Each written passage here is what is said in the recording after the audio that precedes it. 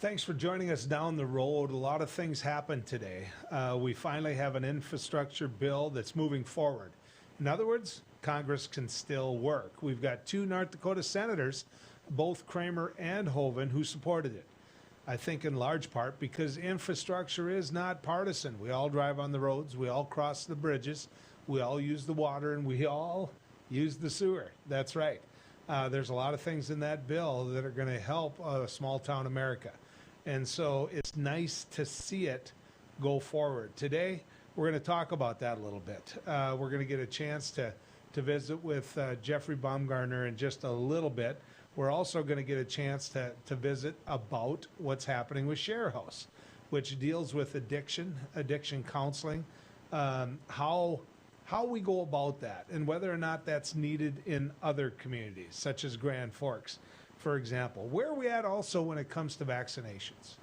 I mean, where are we at? Could we be doing better as North Dakota is looked upon? It seems to me that when it comes to vaccinations, the nation, when they think of less states with less vaccinated people, they think of the South, right? Don't you think of Florida and Louisiana and Texas and places like that? Well, I think North Dakota could be doing better. And we're going to get a chance to visit with Kylie Hall about that. Kylie is an operations director with North Dakota State University and director of public health and where we can go there. Just sheer numbers. We're seeing down in the South more and more kids being hospitalized. Not to numbers that would just immediately shock you, but the truth of the matter is the numbers reflect what could be happening with this Delta variant. That's right.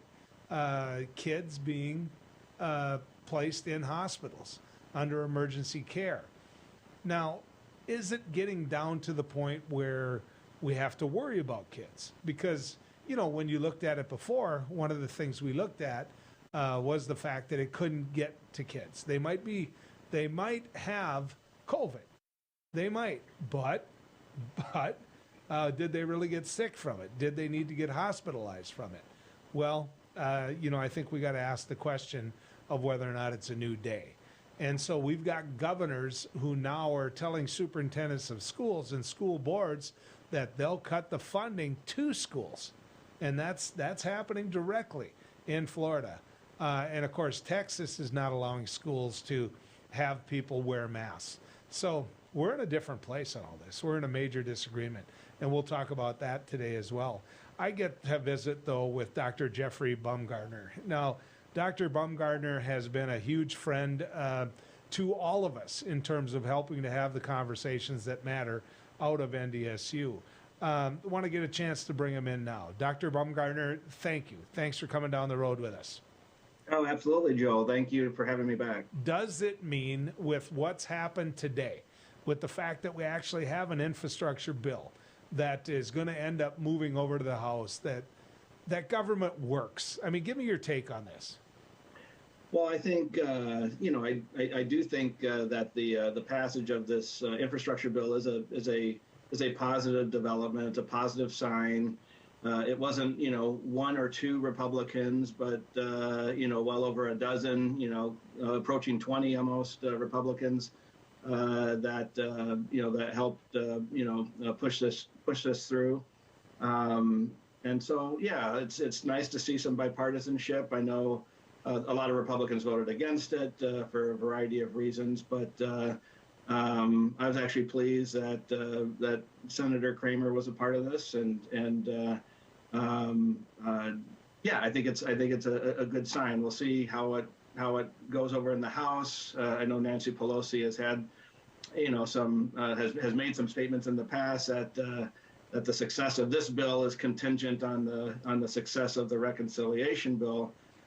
So we'll see if this one sort of moves through on its own, or if it's tied to, the more controversial piece of legislation. But it is nice to finally see some bipartisanship again on something as important as infrastructure. When it comes to Nancy Pelosi, is that a bluff?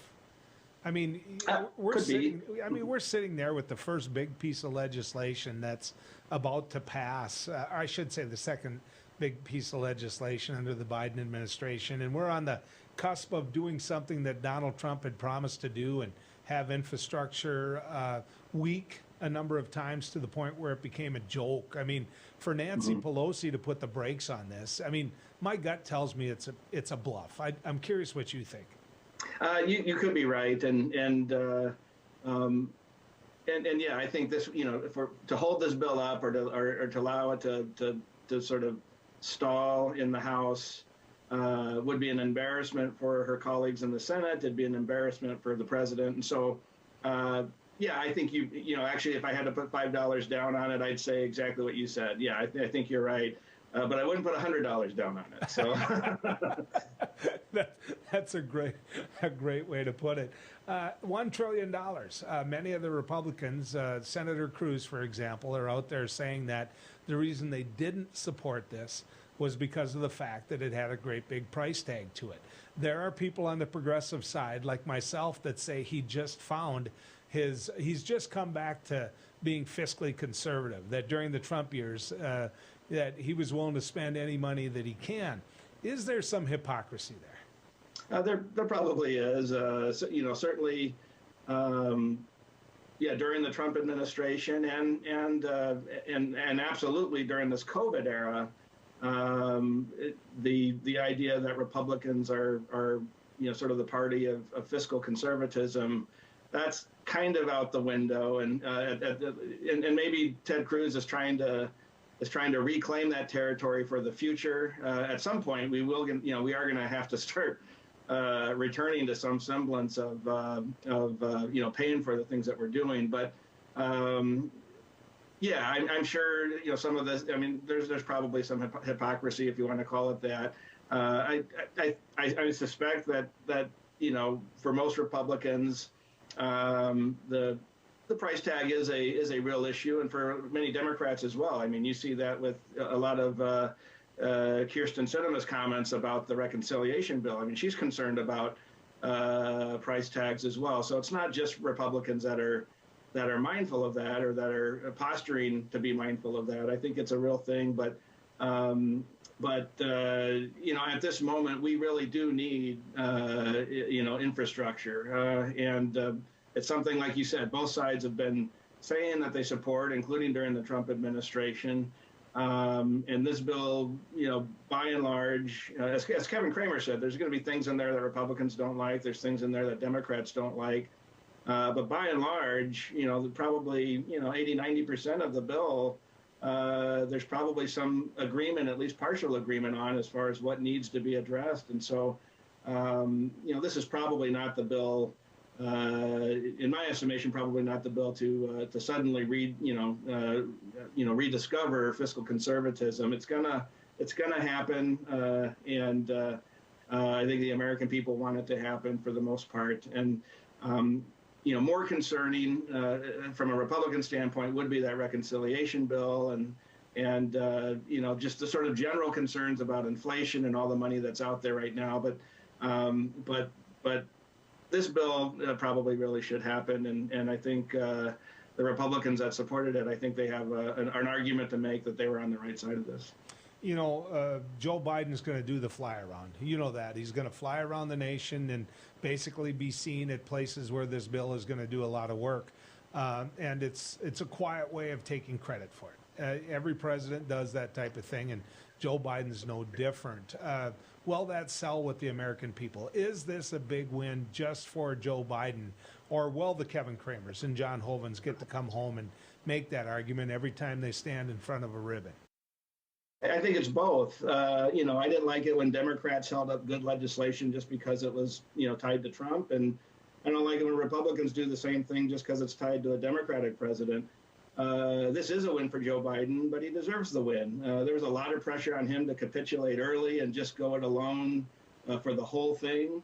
But it was really important to him to try to get at least bipartisan support for part of his spending agenda, and I think he was able to do that, and that is a credit to him and his team, and to the Republicans that that participated. So I think both can claim some degree of victory. Certainly, it's a positive for the president, and he should get credit. You know, we were talking about political philosophies, whether or not you're a true conservative on any given day. I want to talk a little bit about the philosophy of less government or local government. That's always been a plank that's been very popular for the Republican Party to stand on, saying, look, we don't need a big federal government, we need local government. Well, when the local school board, which is elected, says we've got to have mask mandates, our numbers are too high in Florida, and then the governor of Florida says, no, you can't have mask mandates, that if you do, we're going to end up taking funding from you. Is that now a seg from, is that presidential politics? Is that like Ted Cruz is doing just because DeSantis wants to be the next president of the United States and the governor is using this as a tool to become even more popular with that conservative branch? I mean, there could be some presidential politics involved in this. I actually, sort of take DeSantis at his word that this is what he actually believes, and he's, acting on principle that, we've gone the pendulum went too far in our response to COVID, and especially among kids, getting caught up in our response, that he doesn't believe that, masks are healthy for kids or whatever. I'll take him at his word at that, but there's certainly, I'm sure part of that is, I'm sure he's aware, and I'm sure his team is aware that this can, benefit him politically down the road with, with conservatives. Your point, though, is a good one. I mean, to have the state officials step in and undermine what local officials want to do, that generally runs counter to the idea that the best government is the government that's closest to the people, which is the traditionally conservative position, that's sort of the true federalist position that, power is diffused and you put it as close to the people as possible.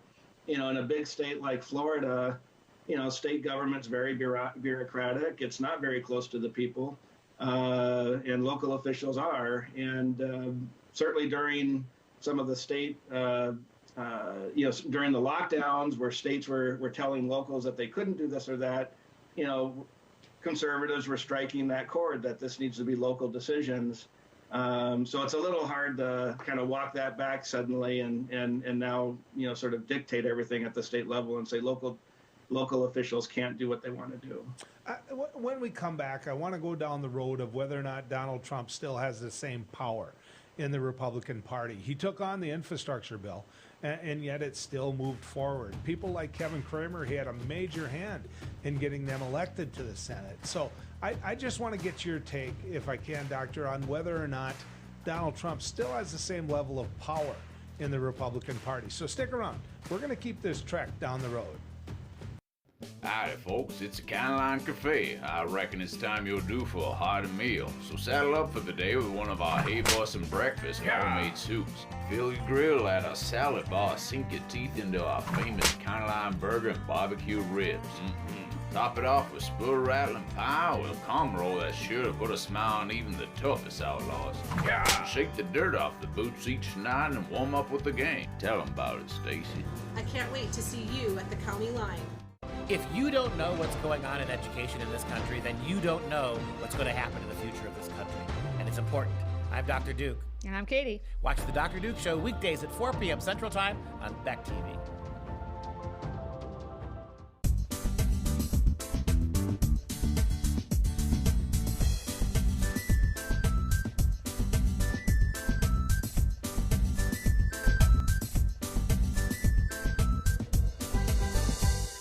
Hi, Hunter Ellis here for Night Hero Binoculars by Atomic Beam. These binoculars let you see anything, even in pitch black darkness. Gotcha.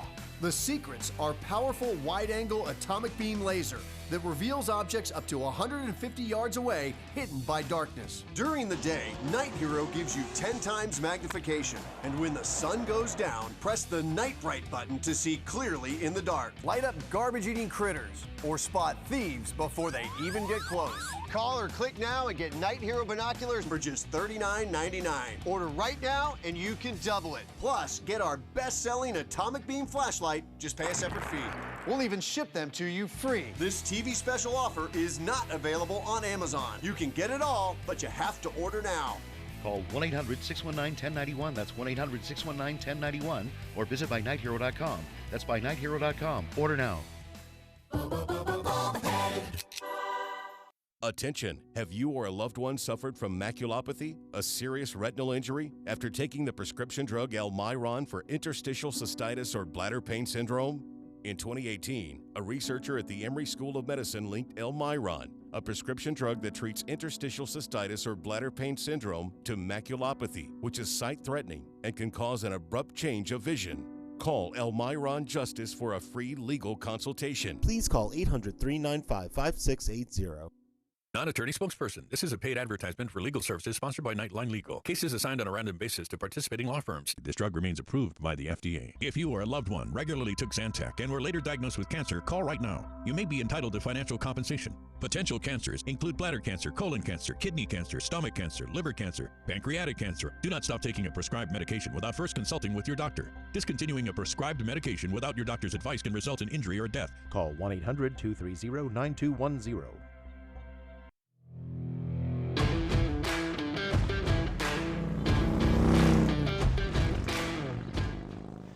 Thanks for staying in the rig and continuing our trek down the road. We're going to continue that conversation with Dr. Jeffrey Bumgarner. Before the break, we talked about whether or not Donald Trump still has the same level of power. There's a couple of candidates in the House that he endorsed that did not win those primary races in Republican districts. He came all out against this infrastructure bill. I mean, he really came out against the infrastructure bill, and yet close to 20 Republican senators said, I'm voting for it. Does he still hold the big stick that he held, 6 months ago? Probably not. I know he's a leader in the Republican Party in terms of fundraising, so he's still important in that regard. But yeah, we've seen some candidates that that didn't have his backing that have done okay. Like you said, as many senators as supported this bill, they weren't dissuaded, including people that had, I think, been really good, staunch Trump allies, and Trump had supported them, like Kramer. They parted ways with Trump. They weren't taking their cues from Trump. They're trying to govern as best as they can. So I'd say he has a little less influence than he did, certainly. So on the weekends, when I've got all the grandkids there and a whole bunch of people visiting, I always get out the Pam and I make a big breakfast because, quite frankly, it's the cheapest meal to feed them. But nothing sticks to it. Is this president still like Pam? Nothing sticks to it. Because if you look at what's happening in the hearing with Jeffrey Rosen, I mean, you've got an acting attorney general now who is coming out and saying that the president of the United States asked him to overturn an election, or at least to make the case that it was a fraudulent election, and that then he'd allow the members of Congress that Donald Trump has lined up to deal with it. In Nixon days, this would have been seen as a major event. Does anything stick to this man? I mean, is it something that we should even wonder whether or not it's a big deal? I mean, as a Republican, I'm just ready to move off of Trump, and so I'm okay with nothing having traction on him, because I just assume he fade away. Look, I supported Trump when Trump was in office. I defended a lot of his policies. Actually, I think a lot of things he did were proper. I think there was some recalibration in the Republican Party under his leadership that took sort of a return to looking at the working class and trade issues, things like that. I've always I'm the kind of Republican that used to read Pat Buchanan on some of these issues, right? And so the populist element of Trump, I actually appreciated a lot of those positions. But he lost, and he even lost the Senate seats in Georgia for us. He is a losing candidate, and I'm ready for President Trump to be retired, to golf, go back to your business, make your money, do whatever you got to do. you know, the testimony of Rosen, I mean, you know, that's going to be spun by different camps, of course, as to what that means. You know, I don't think Trump always got a fair shake on how his actions were interpreted. I mean, you know, President Biden said he's going to extend this moratorium despite knowing that it's unconstitutional. If Trump had said something like that, he'd be impeached, saying that I'm going to do something even though I know it's unconstitutional. So I don't know that Trump was always treated fairly. Some of that was his own making, of course. Maybe a lot of that was his own making, but it is what it is. But Trump, I'm still optimistic that Trump is not going to be the main player in the coming two elections, especially in the presidential election. And I hope he's less of a figure in the 2022 elections as well. But yeah, things maybe don't always stick to him, especially with his most ardent supporters. But I do think that support is. I think there's a lot of Republicans like me, Joel, who are like, yeah, I mean, you know, you stood up to the media when other presidents that we've had didn't, and you did some good things that we really liked. You said you're going to do these things, and we like these things, but we really are ready for you to exit stage left and move on to a new cadre of you know, political leaders in the party. There's a lot of energy around some of the younger leaders, and there's still toxicity around Trump. And so I'm hoping that yeah, people just continue to sort of lose interest in Trump. And if Trump is as smart as Trump says he is, I'm hoping at some point that Trump will sort of read the room and realize the limits of his influence in the party. It's significant, but it's not overwhelming anymore, and that he would just retire and you know, tout his successes and leave the field. I get it, and I understand it. As a Republican, I would definitely agree with you. But let me speak to it as a Democrat. We like him on the stage. Yeah, I know you do. we like him on the stage. And, yes. and here's another thing, Jeff. We're still afraid of him. I mean, this guy got millions of votes more than what he got in the first election. Sure. You know, there was a lot of passion that was out there, so there were millions more people that voted. I get it. I understand it. More people turned out. But this guy, if someone would have told me that President Trump would have gotten millions more votes this time than what he got the first time, I would have never agreed with that. That $5 I would have bet would be gone. And so, you know, anytime you bring up Donald Trump, you show something divisive, which as Democrats isn't the worst thing in the world, because if that's the image we want of the Republican Party, then we keep doing what I'm doing right now. I get it. I understand it. And you make that part of but I think he's running again. I mean, put that $5 back on the table. Is Donald Trump going to run for president again? I don't think so. How do you like that? That's a bull. And be sure to record this and play it back if I turn out to be right. Because yeah, conventional wisdom is that he's going to run again, and certainly his ego may propel him into the race. But I'm betting on his ego, seeing that at some point there really is a limit to his popularity, and he doesn't want a second loss. Right now, in his mind, he can excuse the loss as, you know, COVID-related shenanigans or whatever in the election and all of that. But you know, if he runs again and loses, then that is a loser, right? So right. I'm counting on his ego keeping him from running, and I'm still predicting that that's going to be the case. I've always said if he wants to have some influence, he could certainly have it, but running again, I think will sort of further erode his popularity among even some Republicans that currently still like him. Okay, a little bit of time we have left. First off, that $5, by the time he runs again, won't even pay the price of one beer. So we might have to raise that conversation for another day.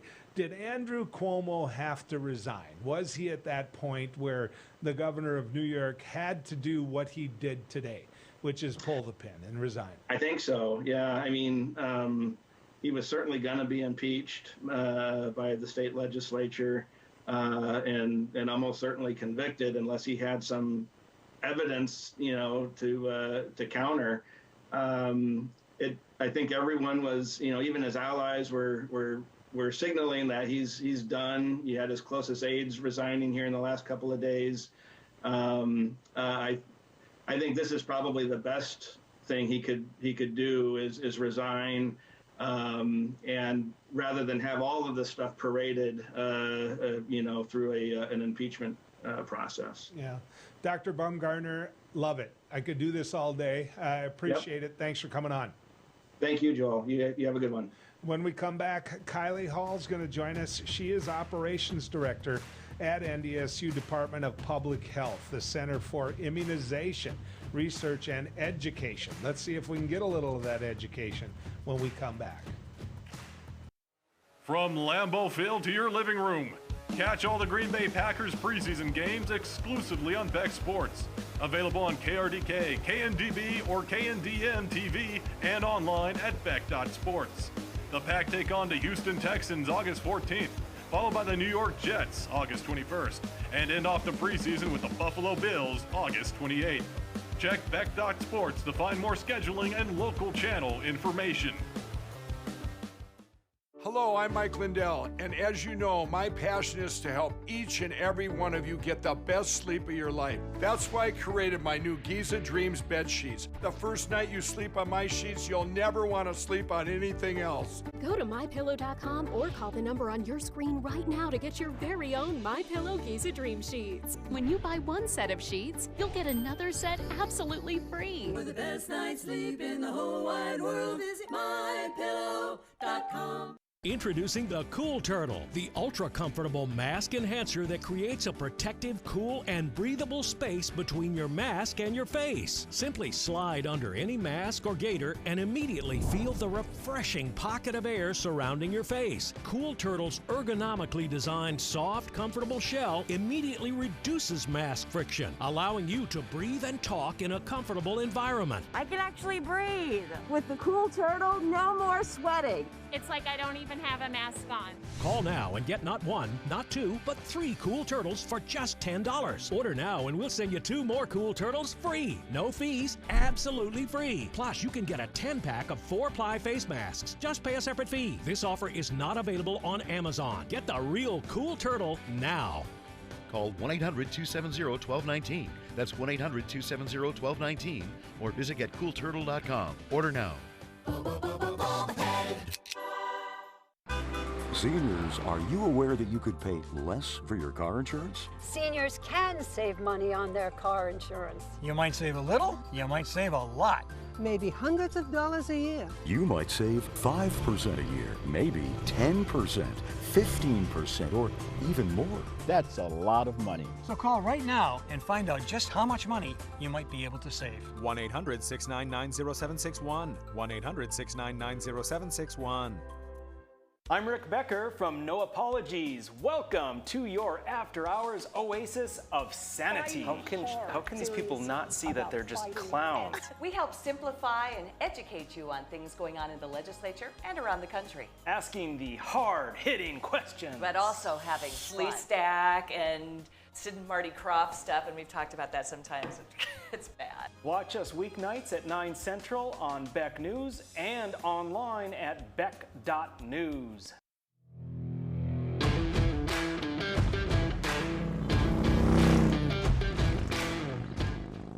All right, here's a big title for you, and one that should, quite frankly, she's earned a right to show you that she knows what the heck she's talking about. Kylie Hall. She is Operations Director for NDSU's Department of Public Health Center for Immunization Research and Education. That's a long title, but what it tells you is that she understands a little bit about what's happening when it comes to immunization and COVID. Kylie, good to have you back coming down the road with us. Thanks for having me again, Joel. I want to talk about vaccination rates in North Dakota, because if you watch the news tonight, you're going to hear Florida, you're going to hear Louisiana, you're going to hear Texas, possibly Arkansas, a little bit of Alabama. You are not going to hear North Dakota. So I want to know, how are we doing? Yeah, that's a really great question. If you look at North Dakota's vaccination rates for adults, for example, we have about 57% of adults who have received a COVID-19 vaccine. If you look at all population, we're under 50%. That's right around what we're seeing in states like Arkansas, Louisiana. Florida actually has a better vaccination rate than we do in North Dakota. And so while we aren't hearing states like North Dakota on the national news, I think it's more a matter of we aren't seeing the increase in cases yet that the southern states are seeing due to the Delta variant. Well, then it begs the question, will we?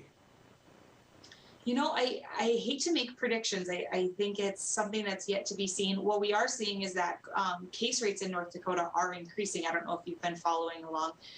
If you look at active cases, they are on the uprise. And so I think that we are going to continue to see an increase in cases here in North Dakota. Where that will peak, I think, is yet to be seen.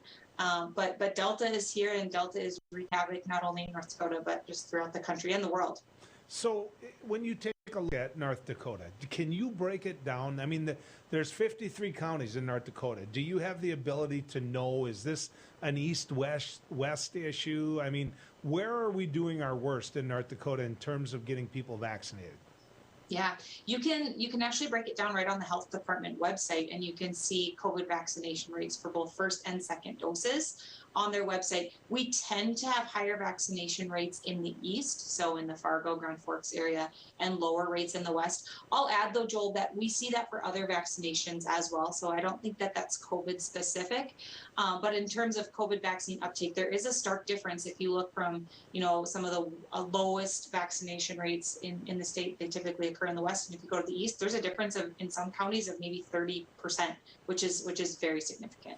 So when I talk to people, because I'm a big advocate for vaccination, I say so on my radio show, I've said here on my TV show, but when I talk about it and I get pushback or I get examples of people that simply will not get vaccinated, it's one of the two. It's either people who are so uninformed about it and didn't look at the research since it, that they're just not going to get vaccinated. I mean, they're just not. It doesn't matter what we tell them what we do. They're not going to get vaccinated. Or the other example is they're not going to do it until the Food and Drug Administration comes out and says it's a go. No longer an emergency measure. We approve this. How much of that are you hearing? Do you think there'll be an uptick, or do you think that's just a lie, that they're just saying that for a reason to get out of the conversation of why they haven't been vaccinated? We certainly hear people whose biggest hesitation is, the vaccine is not licensed by the Food and Drug Administration yet. And so if they hang on to their word, I think in the next month or so, they'll be lining up to get their COVID vaccine. I do think that there is a proportion of the population, and it's not North Dakota specific, that is very against vaccination at this point in time and have no plans to go and get vaccinated. But I also think that there is still a group of people who we can reach, but we have to do it in a very specific way, do it in a targeted way, but targeted in that, it's meeting them where they're at, it's listening to their concerns, it's answering their questions, building trust, and helping them, feel more confident in the vaccine, and understanding that it might not take one conversation with that person. It might take, a couple of conversations, building trust time after time, and maybe they will choose to get the vaccine. So I still do think we have a movable population, but it's very time intensive and very resource intensive too. What's your number? When you look at this, what's the number that you think, okay, we've achieved our goal? Dr. Nadal, I visited with him earlier, and he said that the number in his mind is somewhere between 80 and 90. Well, that's moving the target a little bit, and maybe that's because of Delta, because I was always told the number was 70 or maybe a little bit up. What's your number? Where do you think we need to get, and whether or not we ever will get there? Yeah, so 70% was with the original virus. It wasn't as contagious as the new virus. So as the virus gets more contagious, you have to vaccinate more and more people to stop the spread. And so that's why you're now hearing numbers like 80% or 90%. This new Delta variant is much more contagious. while I don't know exactly what that number is, I would probably agree 80 to 90% is a good number. But another number I'm going to throw at you is 0. I want to see 0 hospitalizations and death from COVID. And however many people we have to vaccinate to get there, that's the number I want to get to, because I don't want anybody getting very sick or dying from a disease right now that's quite frankly preventable. I want to talk a little bit about some of the misnomers, if they are. I want to give you the opportunity to tell me whether these are true or not, because I get phone calls saying that COVID vaccine, it is causing miscarriages. I get messages that it is making men sterile. I get messages that, there are a lot of things that we're not telling people when it comes to the vaccine. Is it true? Yeah, so you have a couple of different questions in there. You might have to remind me of them as I go. But the first one, does the vaccine cause miscarriages? No. The vaccines have been available for pregnant women since the beginning in December, and the CDC has been tracking safety data in pregnant women and then comparing it to non-pregnant women. And we're not seeing an increase in adverse events in pregnant women, whether it be, increased side effects from the vaccine or pregnancy side effects like, a miscarriage. That is not associated with the vaccine. The vaccine will not cause men to become sterile or affect fertility, but the virus can. The virus has been shown to lead to things like erectile dysfunction, and it can affect sperm motility, and so I think we have to remember that the virus does affect male fertility, but the vaccine has not been shown to. And then remind me, what was your third one, Joel? Well, I mean, you already pretty well covered it when you talked about. So let me hit you with a couple others, because sure, absolutely. We talk about long-term effects of what we know. What you just said isn't true. What you just said simply isn't true. The science is there. The vaccine has been out there. Babies are still being had. Women are still getting pregnant, period. I want to talk about the long-term effects of getting COVID. I want to give you a couple examples. I have a friend that got COVID. She still struggles breathing. Her lungs have been damaged. The x-rays show it. I have another person in my life who still, this is months later, still can't smell, still can't taste. Are you seeing some of this yet?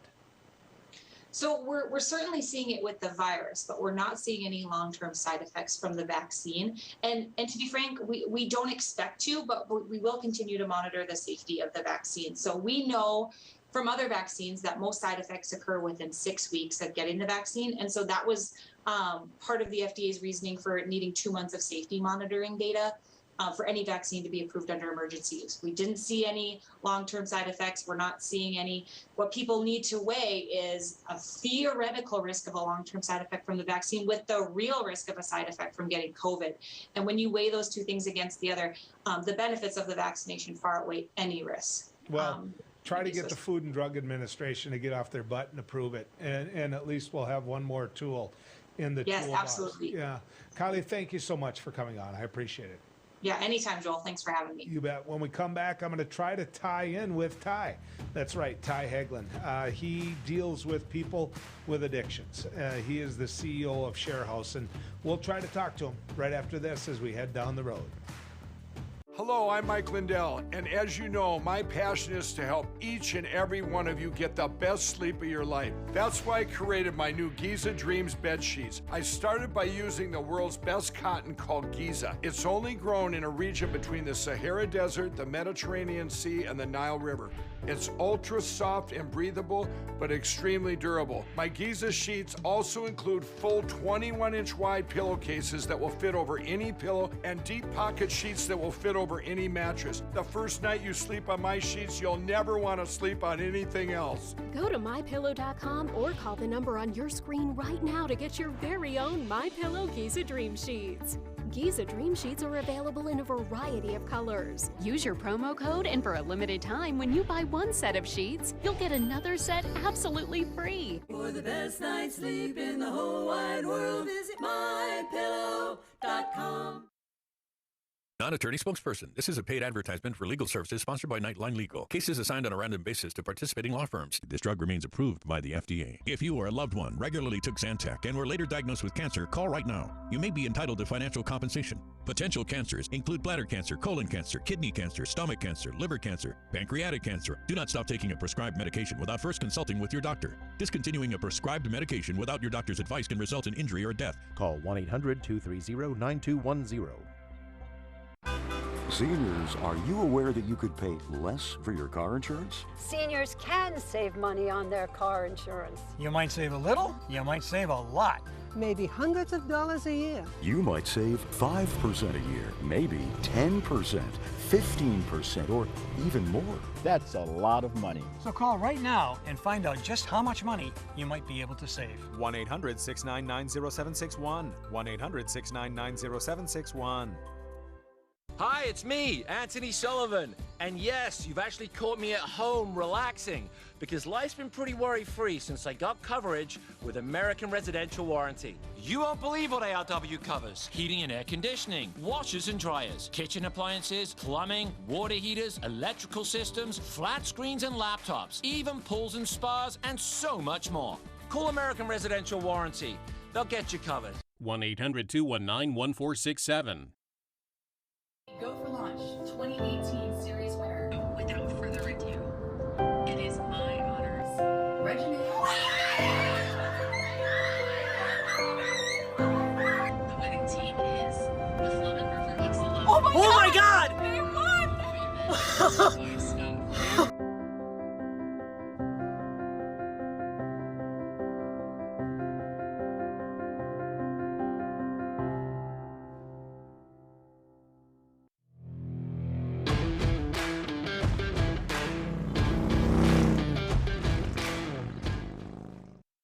We're still hoping to tie in with Ty Hegland. He is the president and CEO of Sharehouse. In fact, I think we're going to in just a little bit. But I want to go back to something that Jeffrey Bumgarner said.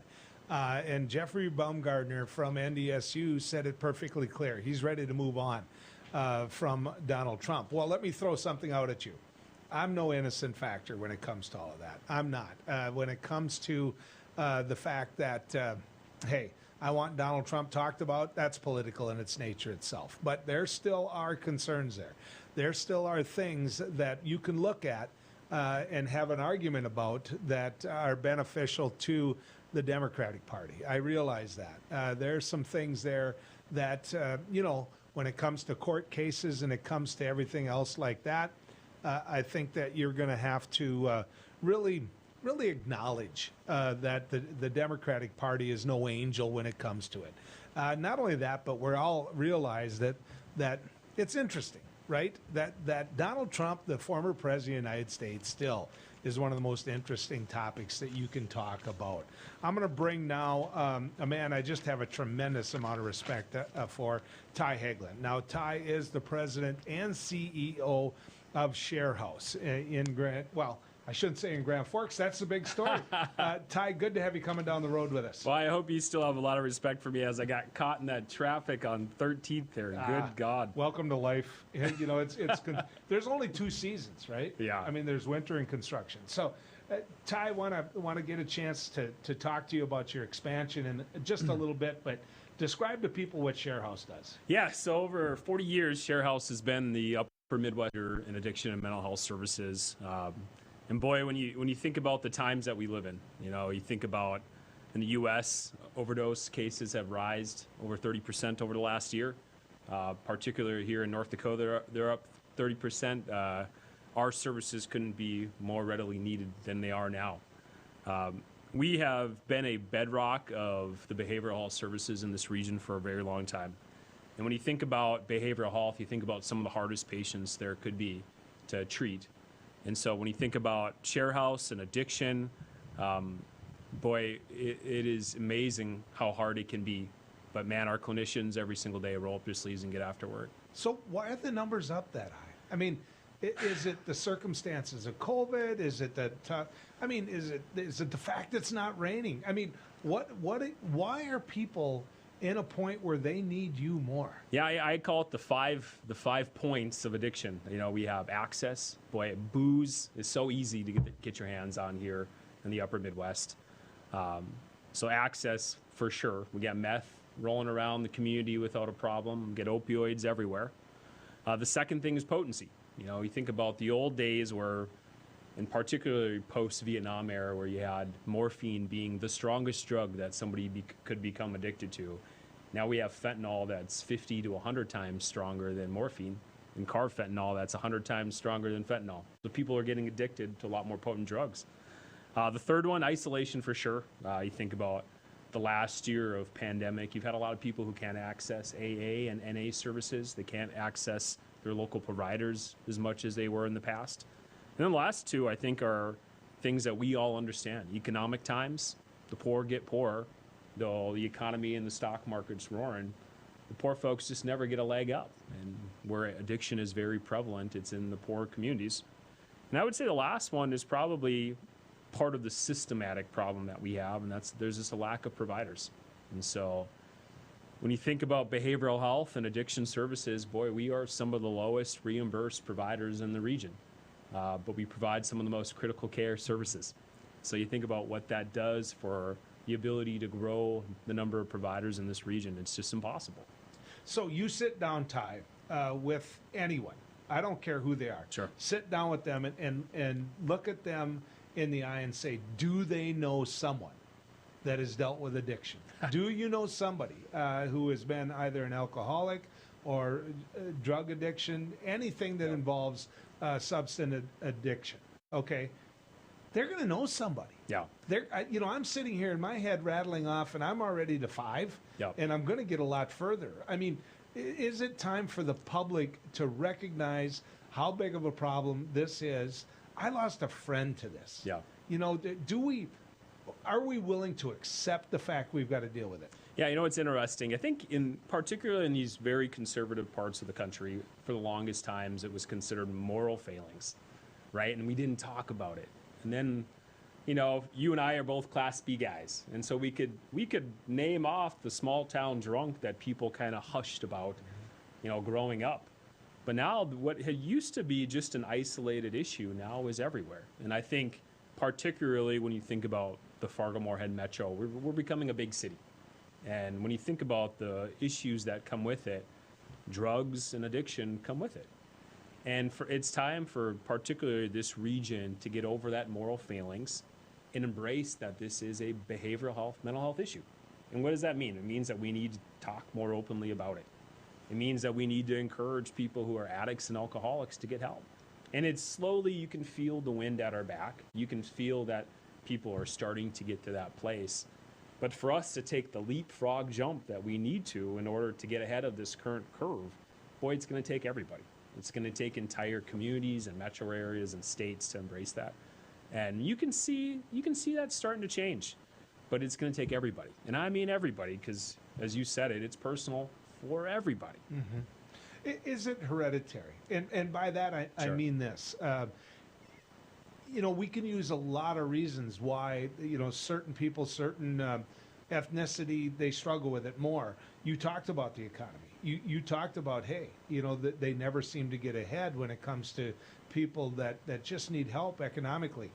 But is it because they're around it and it's so acceptable where they're at and where they're around? Oh, absolutely. I think there's no better story to tell than if you would go and talk to our admissions director, and she talks about, we've had grandma and mom, and now we're checking in the grandchild of the family into our facilities.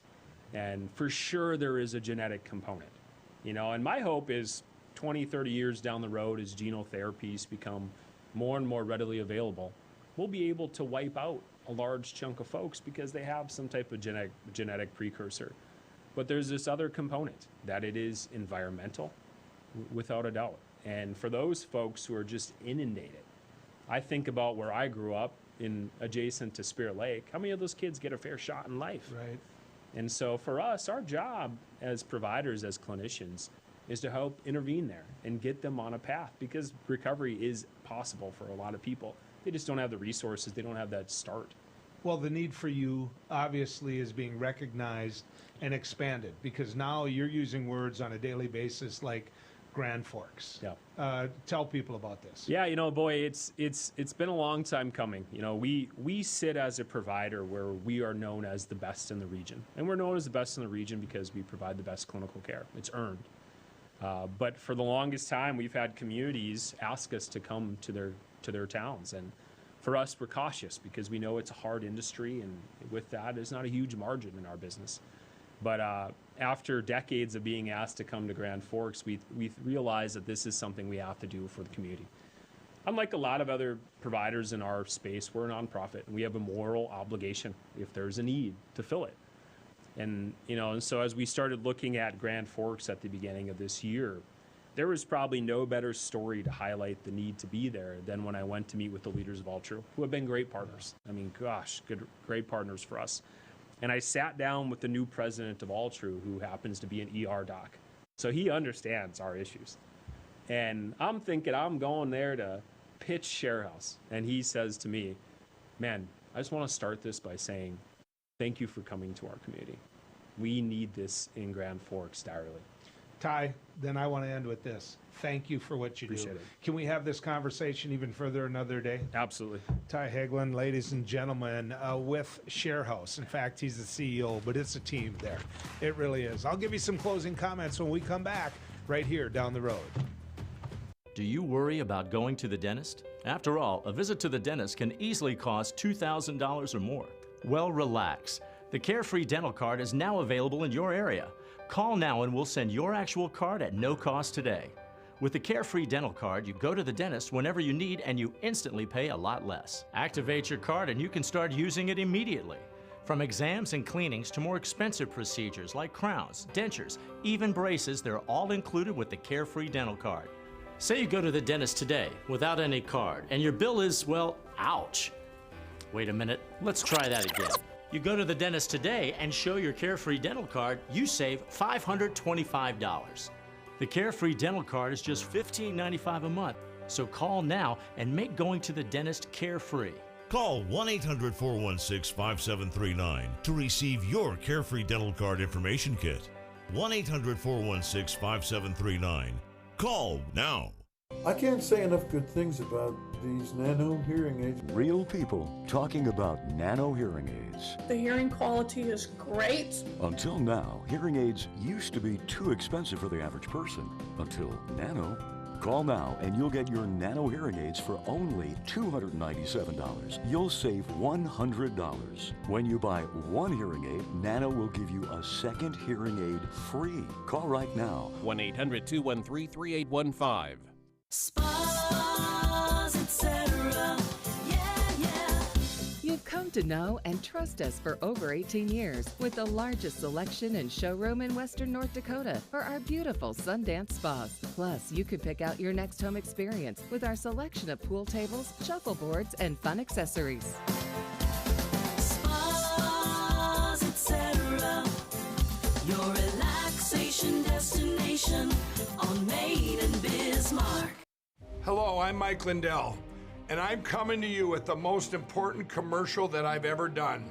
All of you know what MyPillow and myself have gone through in the last 5 months in my efforts to bring the truth forward. Well, it's all come down to this. I'm having a cyber symposium on August 10th, 11th, and 12th. This historical event will be live streamed 72 hours straight on my new platform, frankspeech.com. You can help by getting everybody you know to go to frankspeech.com now. To help support this Cyber Symposium event, I am offering some of the best prices ever on my pillow products, but they're only offered at frankspeech.com. Go to frankspeech.com now and use the promo code on your screen or call the 1-800 number below to receive these exclusive MyPillow offers. Thank you and God bless.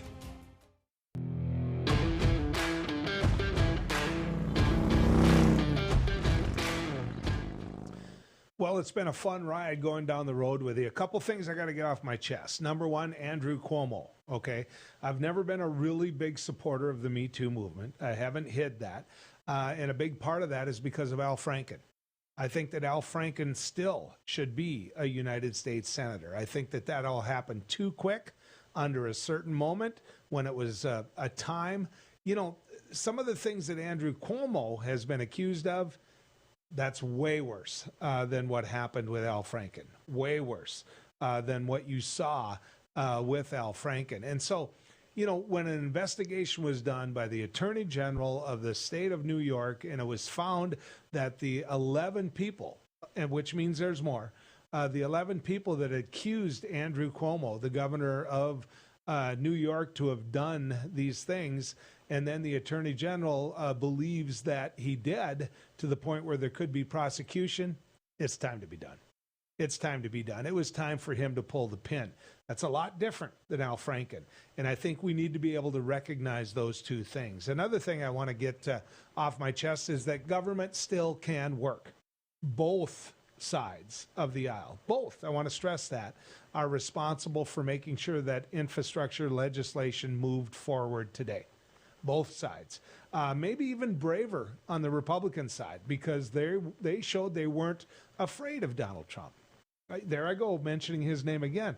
But the truth of the matter is, Donald Trump wielded the type of power just 2 years ago that would have stopped any Republican from voting for this infrastructure bill out of sheer fear. It all comes down to those 2 U.S. Senate races in Georgia. When they lost those, that was like a big cold bucket of water being thrown in your face. And so, you know, as Dr. Bumgarner said, maybe it's time to move on from Donald Trump. As a Democrat, I'm not sure we're ready yet. Also, I have to say this. You know, I talked to you a lot about the Beck Network. There are a ton of Packer fans out there. There are.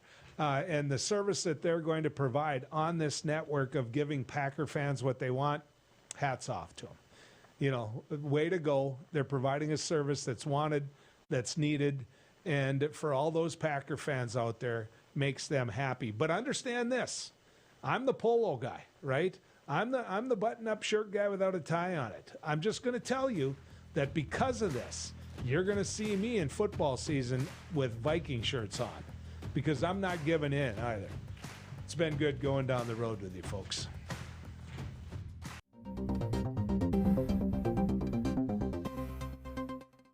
Hello, I'm Mike Lindell, and as you know, my passion is to help each and every one of you get the best sleep of your life. That's why I created my new Giza Dreams bed sheets. I started by using the world's best cotton called Giza. It's only grown in a region between the Sahara Desert, the Mediterranean Sea, and the Nile River. It's ultra soft and breathable, but extremely durable. My Giza sheets also include full 21-inch wide pillowcases that will fit over any pillow, and deep pocket sheets that will fit over any mattress. The first night you sleep on my sheets, you'll never want to sleep on anything else. Go to MyPillow.com or call the number on your screen right now to get your very own MyPillow Giza Dream Sheets. Giza Dream Sheets are available in a variety of colors. Use your promo code, and for a limited time, when you buy one set of sheets, you'll get another set absolutely free. For the best night's sleep in the whole wide world, visit MyPillow.